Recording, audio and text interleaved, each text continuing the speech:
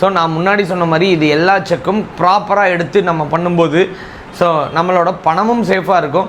நம்ம இந்த இடம் வாங்கலாமா வேண்டாமா, தொந்தரவான லேண்டாக இருந்தால் அப்போவே ஒமிட் பண்ணிட்டு நான் வேண்டாம் நான் வாங்கலை, இல்லை எனக்கு வேறு ஒரு பக்கம் வாங்குகிற ஐடியா இருக்குதுன்னு தள்ளி விட்டு போயிடலாம்.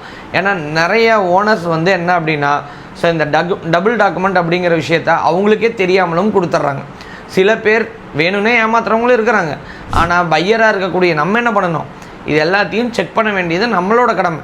அவரு ஏமாற்றிட்டார் இவர் ஏமாற்றிட்டார் அப்படிங்கிறதெல்லாம் விட நம்ம ஏமாந்துட்டோம்னு என்றைக்கு நம்ம நினைக்கிறோமோ அப்போ மட்டும்தான் நம்மளோட காசு மிச்சம். சரி, இப்போ தேர்ட் பாயிண்ட் என்ன பார்க்குறோம் அப்படின்னா கவர்மெண்ட்டோட அப்ரூவல். சரி, கவர்மெண்ட்டோட அப்ரூவல்னால் என்ன, எங்கிட்ட டாக்குமெண்ட் பர்ஃபெக்டாக இருக்குது, அப்புறம் என்ன கவர்மெண்ட்டோட அப்ரூவல் அப்படின்னா அப்படி இல்லை. பொதுவாக இந்த இடம் சிஎம்டிஏக்குள்ளேயோ டிடிசிபிக்குள்ளேயோ இது வருதா, கவர்மெண்ட்டு எத்தனை ஃப்ளோர்ஸ் கட்டுறதுக்கு அப்ரூவல் கொடுக்கறதுக்கு இதுக்கு இருக்காங்க, இல்லை இது பஞ்சாயத்து அப்ரூவல் இருக்குதா, இது எல்லாத்தையும் ப்ராப்பராக தெரிஞ்சுக்கிறது நம்மளோட கடமை தான். இதெல்லாம் எப்படி தெரிஞ்சுக்க முடியும்னா ஒரு லீகல் அட்வைசர்கிட்ட நீங்கள் போய் கேட்டிங்க அப்படின்னா தாராளமாக இதெல்லாம் என்னென்ன மாதிரி இருக்குது, எப்படி இருக்குது, அப்ரூவல் இருக்கும் கிடைக்காது அப்படின்னே சொல்லுவாங்க.